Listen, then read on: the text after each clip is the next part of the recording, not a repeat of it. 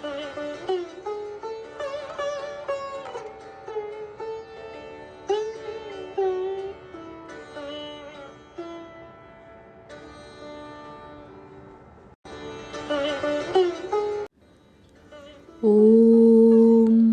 यथाग्निर्दाहिका शक्ति रामकृष्णे स्थिता हिया सर्वविद्यास्वरूपां तां शारदां প্রণমাম্যহম।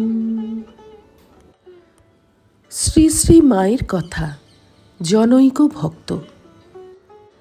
একবার কামারপুকুর যাইবার সময় আমার এক গুরু ভাই আমার হাতে মায়ের নিকট একখানি পত্র দিয়াছিলেন।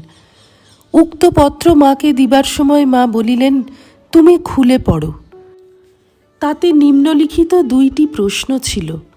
এক, আমি চাকরি করিতে যাইতেছি, চাকরি করিলে মায়ায় জড়াইব কি মা? শুনিয়া মা বলিলেন, চাকরি করলে আবার মায়ায় কি জড়াবে? দুই, বিবাহ করিলে আমার ভালো হবে কি না?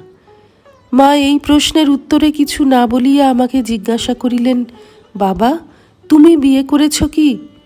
আমি বলিলাম, না মা, আমি বিবাহ করি নাই। শুনিয়া বলিলেন, বেশ তো, তুমি বিয়ে করো না, বিয়ে করা বড় জঞ্জাল। কামারপুকুরে অবস্থানকালে একদিন মাকে জিজ্ঞাসা করিয়াছিলাম, মা মাছ মাংস খেলে দোষ কি?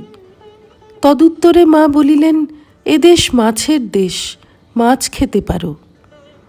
সেই সময় আমি একবার মাকে বলিয়াছিলাম, মা আপনার পদচিহ্ন নিতে চাই। তাহাতে মা বলিয়াছিলেন, এখন এখানে সুবিধা নয়, তোমরা আমাকে যেমন দেখো সকলে তো তেমন দেখে না। এই লাহাবাবুদের বাড়ির অনেকে এখানে আসে টাসে, সেজন্যে আমাকে লুকিয়ে থাকতে হবে। পায়ে আলতার চিহ্ন থাকবে কি না?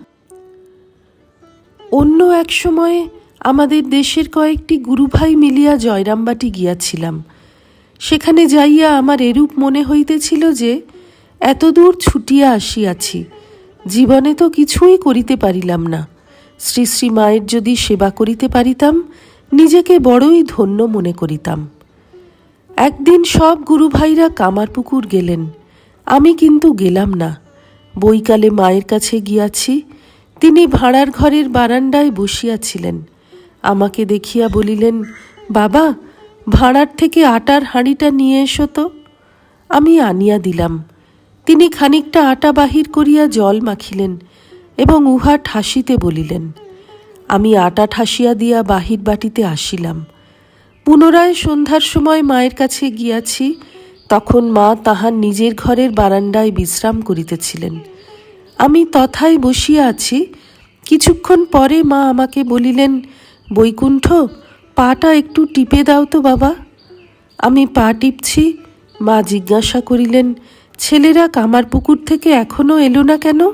রাস্তা টাস্তা ভুলে গেল নাকি? এই কথা বলিয়া বড়ই উদ্বিগ্ন হইলেন। ব্রহ্মচারী জ্ঞানকে ডাকিয়া বলিলেন, জ্ঞান একবার দেখো তো ওদের এত দেরি কেন হচ্ছে? ব্রহ্মচারী জ্ঞান দেখিবার জন্য কিছু দূর অগ্রসর হইয়া গেলেন। বাস্তবিক তাহাদের সেদিন রাস্তা ভুল হইয়াছিল। খোঁজ না লইলে তাহাদের বাড়ি পৌঁছিতে আরও অনেক দেরি হইত। রাত্রিতে আমরা সকলে মায়ের সদর ঘরের বারান্দায় ঘুমাইয়াছিলাম। শেষ রাত্রে 4টার সময় আমাদের সকলের ঘুম ভাঙিল। একজন বলিলেন, এই সন্ধিক্ষণে যদি একবার মায়ের দর্শন মিলত। এই বলিয়া তিনি একটি গান ধরিলেন, ওঠো গো করুণাময়ী, খোলো গো কুটির দ্বার ইত্যাদি।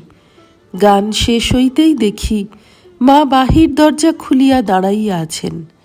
আমরা হঠাৎ তাহার দর্শন পাইয়া মহানন্দে একে একে সকলে প্রণাম করিলাম। মা আবার দরজা বন্ধ করিয়া ভিতরে গেলেন। শ্রী রামকৃষ্ণার্পণমস্তু।